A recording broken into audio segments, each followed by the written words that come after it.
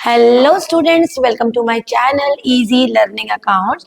और आज इस वीडियो में हम वन शॉट रिवीजन करेंगे हमारा पहला चैप्टर बिजनेस स्टडीज का, और एक एक करके सारे 12 के 12 चैप्टर जो अकॉर्डिंग टू आवर सिलेबस हमारे एग्जाम में आने वाले हैं उनकी पूरी की पूरी रिवीजन करेंगे, word to word, topic by topic. ठीक है, तो पहला हमारा चैप्टर है जिसका नाम है nature and significant of management.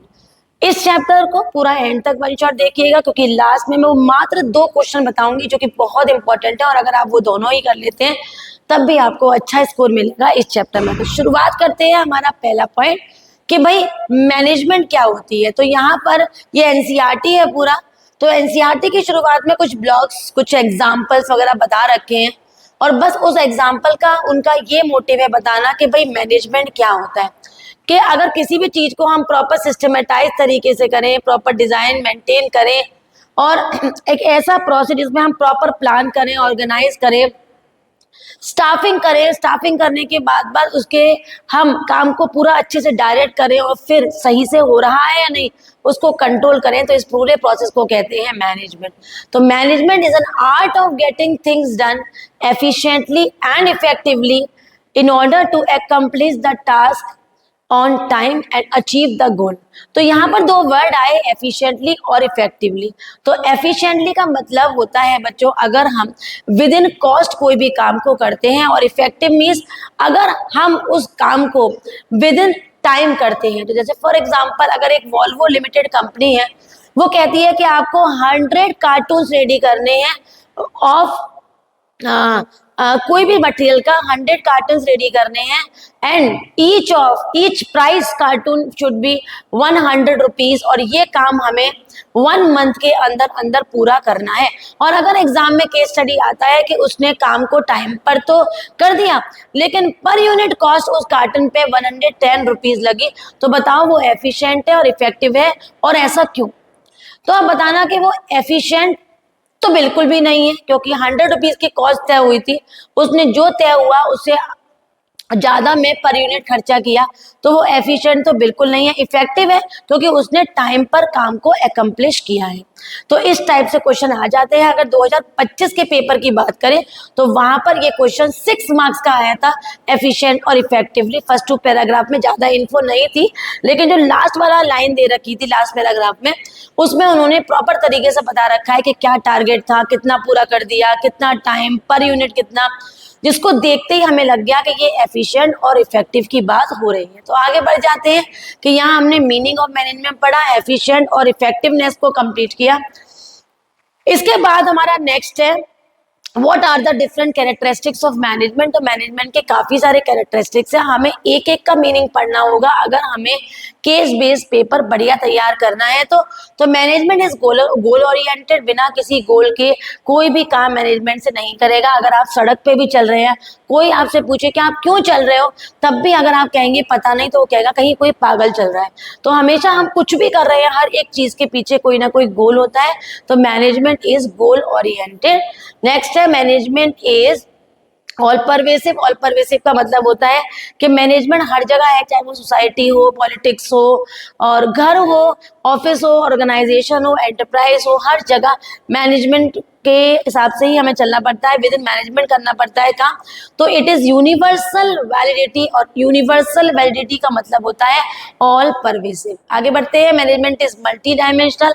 Management के 3 डायमेंशन हैं, तीनों डायमेंशन को सेपरेट याद करो। 3 नंबर में अगर आप इसका एक डायरेक्ट क्वेश्चन भी पाते हो ना, तो बढ़िया तरीके से चार्ट बनाते हुए तीनों डायमेंशन को शो करते हुए एक्सप्लेन करना, पूरे 3 में से 3 आपको मिलेंगे। तो वो कौन कौन से 3 डायमेंशन होते हैं? Management of people, management of work and management of operation. अब मैनेजमेंट ऑफ पीपल में क्या है?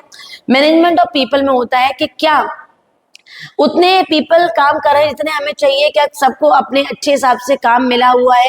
ह्यूमन रिसोर्सेज और people that are organization's greatest asset. Despite all development in technology, getting work done through people is still a major task of manager. चाहे कितना भी आप काम टेक्नोलॉजी से करा लो, लेकिन आज भी ह्यूमन रिसोर्स की हाई नीड होती है ऑर्गेनाइजेशन में.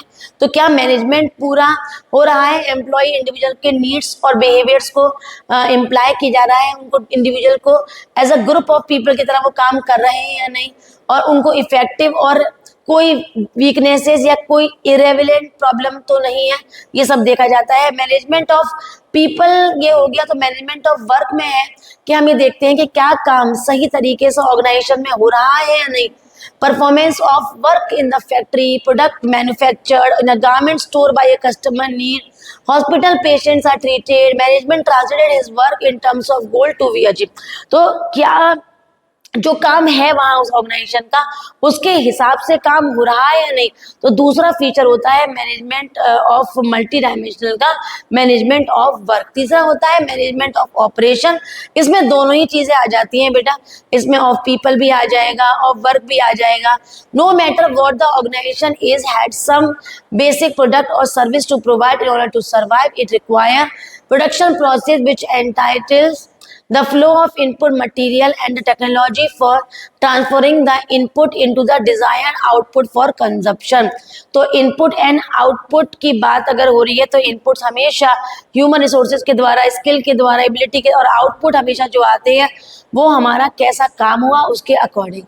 तो input and output of the input into the desired output for consumption. This is interlinked with both the management of work and people. जैसे मैंने आपको बताया management of people, management of work, दोनों से ये interlinked होता है. Management is a continuous process, it is a never ending process, it is a process, it is a continuous process. तो ये नाम इस तरह से चेंज हो के एग्जाम में आ जाते हैं, जहाँ पर आपको बताना है कि ये प्लानिंग से स्टार्ट होता है मैनेजमेंट, फिर ऑर्गेनाइजिंग होता है, स्टाफिंग मैन पावर को हम इकट्ठा करते हैं, उसके बाद फिर हम उसको डायरेक्ट करते हैं और फिर कंट्रोल करते हैं. एक बार कंट्रोलिंग खत्म हो जाए तो नेक्स्ट प्लानिंग स्टार्ट हो जाती है. तो it is a continuous process. Group activity, कभी भी कोई सिंगल पर्सन मैनेजमेंट से काम नहीं कर सकता, तो इसके लिए ग्रुप ऑफ इंडिविजुअल्स की जरूरत पड़ती है. किसी भी बड़े ऑर्गेनाइजेशन में एक अकेला बंदा काम नहीं कर सकता, उसके लिए उनको ग्रुप की जरूरत होती है. तो it's a group activity. Dynamic nature, according to situation, according to environment, according to the social, economic and political factors, management बदलता रहता है, काम करने का तरीका बदल जाता है. तो management is dynamic in nature, इसको फ्लेक्सिबल भी बोल सकते हैं. इंटेंजिबल मैनेजमेंट हम कभी दिखता नहीं है. कोई भी एम्प्लॉय की खुशियां, satisfaction, odourless instead of happiness, loneliness, orderliness. ठीक है बेटा. तो इस टाइप का कोई भी इंटेंजिबल फोर्स, मतलब वो जो हम केवल फील कर सकते हैं, लोनलीनेस फील कर सकते हैं, ठीक है, और क्योस हो रहा है तो वो भी हम फील कर सकते हैं, और कोई भी सैडनेस है, ऑर्डरलीनेस है, तो ये सारी चीजें हमारी इंटेंजिबल्स में आती हैं. तो मैनेजमेंट इज इंटेंजिबल फोर्स. ठीक है, मैनेजमेंट इज इंटेंजिबल फोर्स के बाद नेक्स्ट टॉपिक है हमारा what are the different objectives of management. तो 3 ऑब्जेक्टिव होते हैं मैनेजमेंट के. पहला होता है ऑर्गेनाइजेशनल, जिसका बेसिक मकसद होता है कि सबसे पहले वो देखता है कि हमारा ऑर्गेनाइजेशन सरवाइव कर ले, कोई नया बिजनेस पहले सरवाइव कर ले. अगर वो अच्छा सरवाइव कर गया तो उसको 100% प्रॉफिट होगा, और अगर प्रॉफिट हो गया तो फिर फर्दर ग्रोथ भी होगी. तो survival, profit and growth are the main elements of organisational objective, और ये इनका बेसिक गोल है वो अचीव हो जाए, तो इसे ऑर्गेनाइजेशन ऑब्जेक्टिव कहते हैं. दूसरा है हमारा सोशल ऑब्जेक्टिव. तो सोशल ऑब्जेक्टिव में आ जाता है बेटा हमारा सोसाइटी वेलफेयर और यूज ऑफ इको फ्रेंडली चीज़ों का यूज करना, कोई भी अनफेयर ट्रेड प्रैक्टिस ना करना, माल प्रैक्टिसेस ना करना, एम्प्लॉयमेंट अपॉर्चुनिटी देना, ये सारी चीज़ें हमारी सोशल ऑब्जेक्टिव में आ जाती हैं. और health care facility, eco friendly, ये सारी चीज़ें, इवन वीकर सेक्शन या अनप्रिविलेज सेक्शन की हेल्प करना और उनको स्पेशल फैसिलिटीज प्रोवाइड करना, उनकी हेल्प करना सिंपल है ना. पर्सनल, ह्यूमन, इंडिविजुअल एक ही ऑब्जेक्टिव होते हैं. इनका मकसद सिर्फ और सिर्फ ये देखना कि क्या हमें अच्छा इंसेंटिव सैलरी मिल रही है कि नहीं, कॉम्पिटिटिव सैलरी है कि नहीं, हमारी वर्किंग कंडीशन अच्छी है कि नहीं, क्या हमें पीयर रिकॉग्निशन हमारे साथ हो रहा है या नहीं, हमें एक्स्ट्रा बेनिफिट्स मिल रहे हैं कि नहीं, वर्किंग कंडीशंस और प्रॉपर तरीके से हमारा वर्क एनवायरनमेंट है या नहीं। तो ये सारी चीजें हमारी पर्सनल ऑब्जेक्टिव में आ जाती हैं। यहाँ पर आप एक पॉइंट और तैयार करिए, जिसे कहते हैं हम परक्यूसाइड, जिसको हम पर्क बेनिफिट्स भी कहते हैं। इसे एक्स्ट्रा अलाउंसेस को कहा जाता है जो हमें एक्स्ट्रा ऑर्गेनाइजेशन में मिलता है।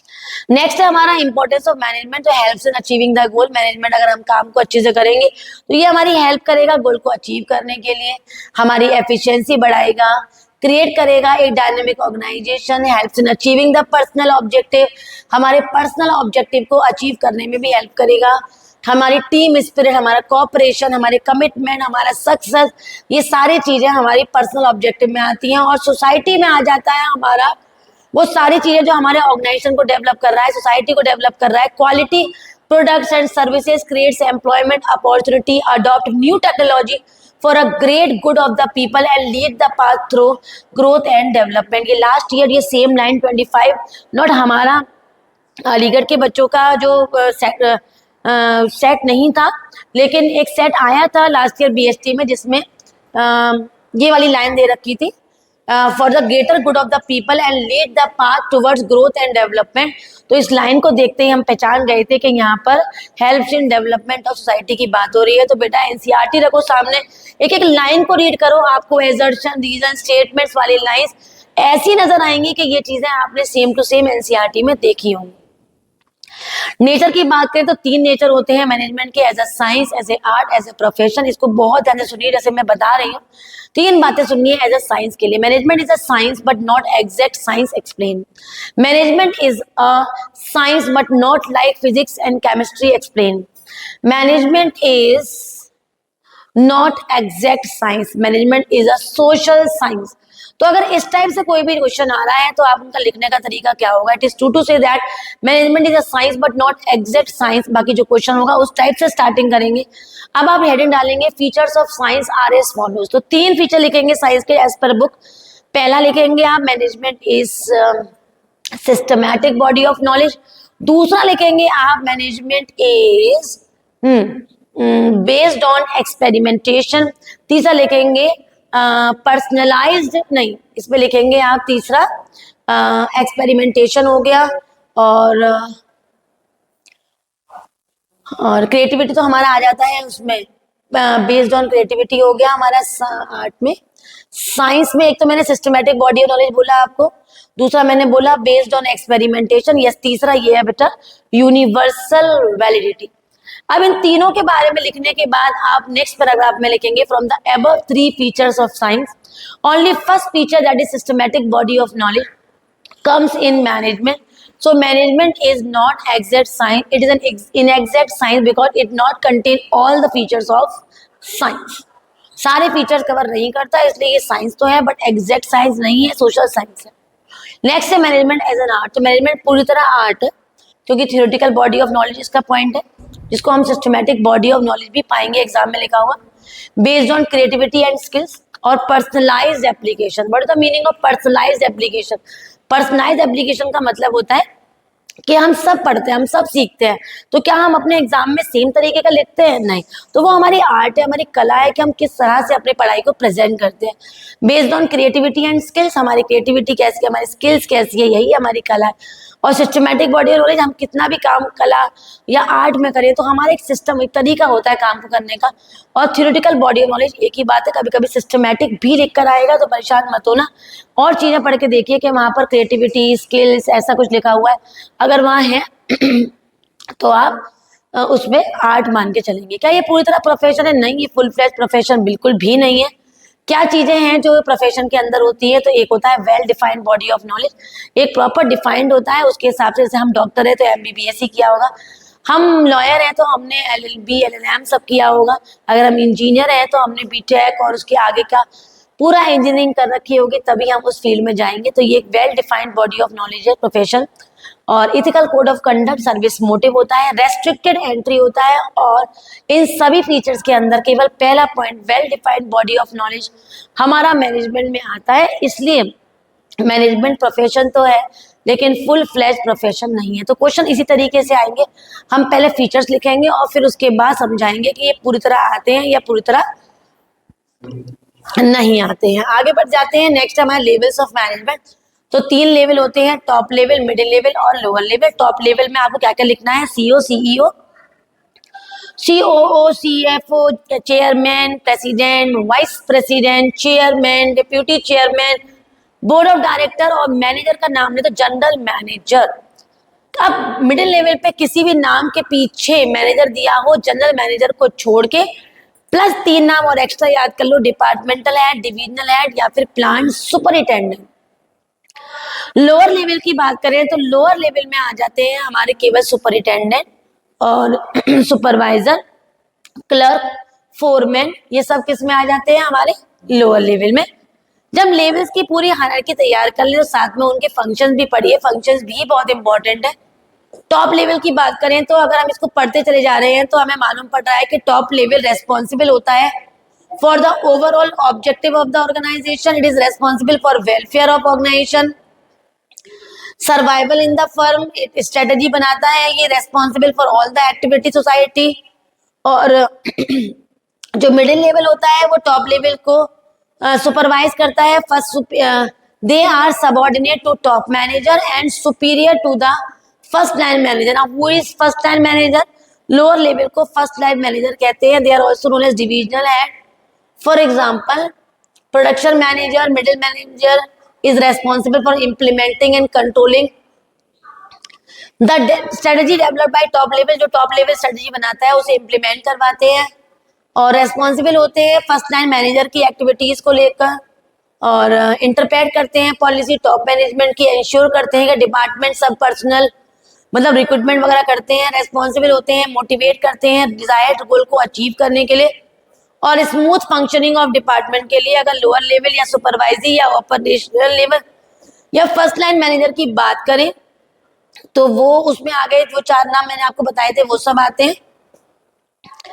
वर्कफोर्स से इंटरेक्ट करते हैं मिडिल लेवल से ताकि वो अपना काम कर सके, क्वालिटी वर्क मेंटेन करते हैं, आउटपुट मेंटेन करते हैं, वेस्टेज को मिनिमाइज करते हैं, quality of workmanship and quality of output depend करता है उनके हार्डवर्क से।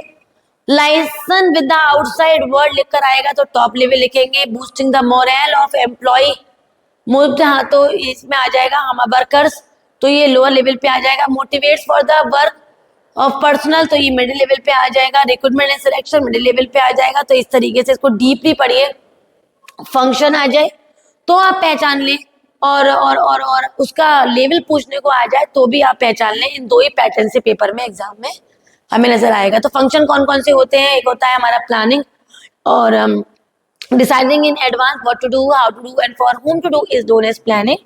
उसके बाद दूसरा होता है हमारा organising, organising is assigning the duties. उसके बाद होता है हमारा establishing report relationship to carry out the plan. और थर्ड नंबर पे आता है बेटा staffing, placing the right person at the right job. Directing, leading, influencing, motivating the person to do the work with the best of the ability is known as directing. Controlling is comparison of today's performance with the desired performance। जो standard आपने तय किया था क्या काम वैसा ही हो रहा है तो उसे क्या बोलेंगे हम, controlling. Now the next one is coordination। तो कोऑर्डिनेशन बहुत जरूरी है और ये बहुत ही एसेंस है मैनेजमेंट के लिए। कोऑर्डिनेशन होता क्या है, हम एक मैनेजर जब हम कोई भी काम को, एक force that binds all the function of management is known as coordination. It is a force that synchronises word भी याद रखना, all the functions of management. और कोऑर्डिनेशन एक ऐसी एक्टिविटी है जो सभी फंक्शंस के लिए जरूरी होती है, इसलिए इसको एसेंस भी कहते हैं। कभी भी एसेंस का क्वेश्चन आ जाए ना बच्चों तो 3 नंबर में ही आएगा। तो 3 नंबर में आप इसकी 3 हेडिंग लिखना। पहला, coordination is needed in all the levels of management. उसके अंदर बताना कि भाई ये यस बिल्कुल सही बात है, कोऑर्डिनेशन हर लेवल में जरूरी है, टॉप है, मिडिल है, लोअर है, हर लेवल पे कोऑर्डिनेशन की जरूरत होती है। और दूसरा है हमारा coordination is needed in all the functions of management. तो सारे फंक्शन ऑफ मैनेजमेंट में कोऑर्डिनेशन की जरूरत होती है। हम काम को जितना भी middle level planning, organising, staffing, directing, controlling, अगर इनके बीच में कोऑर्डिनेशन नहीं है तो कोई भी काम हम गोल अचीव नहीं कर सकते। तीसरा है हमारा coordination is needed in all the function of organisation. Organisation के सारे फंक्शंस में, सारे कामों में, हर जगह कोऑर्डिनेशन की जरूरत होती है। बिना कोऑर्डिनेशन के कोई भी काम पूरा अच्छे से होना पॉसिबल नहीं होता। तो ये कहीं ना कहीं एक ऐसा फोर्स है जो सारे के सारे फंक्शंस को आपस में मिलाता है, काम को अचीव कराता है, गोल को अचीव कराता है और एफिशिएंटली और इफेक्टिवली काम को कंप्लीट करा के सक्सेस होती है ऑर्गेनाइजेशन की। ना फीचर्स कोई पूछे आपसे कोऑर्डिनेशन के तो आप मैनेजमेंट के सेम लिख कर आ जाना, ग्रुप एक्टिविटी और कंटिन्यूस प्रोसेस, ऑल परवेसिव और responsible for all the manager, मतलब responsibility of all the manager, coordination होना सभी मैनेजर की रेस्पॉन्सिबिलिटी है। और क्वेश्चन 3 नंबर में अगर पैराग्राफ में अगर आपको दिखेगा तो ये क्वेश्चन बहुत अच्छा है। Coordination is a deliberate function, a manager has to coordinate the efforts of different people in a conscious and deliberate manner, even where member of a department willingly cooperate and work. Coordination gives a direction to that willing spirit. Cooperation is the absence of coordination may lead to the wasted efforts, and coordination without cooperation may lead to dissatisfaction among the employee. अगर हम काम coordination से करें लेकिन corporation नहीं, corporation से करें तो कोऑर्डिनेशन नहीं, तो कहीं ना कहीं इससे ऑर्गेनाइजेशन में डिससेटिस्फेक्शन आता है। It is not a separate function of management, it is very essence for an organisation and efficiently achieve the goal. Coordination is required, so we can say coordination is a deliberate function, जो कि बहुत necessary है, बहुत important है। बिना उसके organisation में success कभी आ ही नहीं सकती। तो 3 नंबर में सेपरेट आपको मिल सकता है इस चैप्टर में। Number 1 question, coordination as a deliberate function, और लगा के पूछ सकते हैं कोई 2 फीचर जैसे मल्टी डायमेंशनल या फिर मैनेजमेंट एज प्रोसेस। एक और 3 नंबर में क्वेश्चन रेडी कर लीजिए इस चैप्टर में, वो है लेवल से, जहां पर वो लेवल के नाम पूछेंगे और वो आपसे उसके फंक्शन भी पूछ सकते हैं। एक और तीसरा क्वेश्चन जो इस चैप्टर में बहुत अच्छा लगता है मुझको, वो है नेचर ऑफ मैनेजमेंट, जहाँ पर it's a science, it's a art, it's a profession. उससे बेस केस जा सकता है, विदाउट केस आ सकता है, जहाँ पर वो आपसे पूछेंगे कौन से नेचर की बात हो रही है, उसे एक्सप्लेन करवाएंगे। तो मात्र ये 3 क्वेश्चन मोस्ट इंपॉर्टेंट है। और वैसे बेटा हमारे पास इतना टाइम है कि इस मोमेंट पे हम इम्पोर्टेंट क्यों सोचे, हम हर चैप्टर को डीप तैयार करें तो हमें बेस्ट से बेस्ट रिजल्ट मिलेगा। अगर आपको वीडियो समझ में आ गई हो, हर बात अच्छे से क्लियर हो, तो प्लीज लाइक करेंगे, अपने फ्रेंड्स में बहुत सारा शेयर करेंगे ताकि सभी देख पाएं। और चैनल को सब्सक्राइब नहीं किया है तो जरूर सब्सक्राइब करें। Bye bye.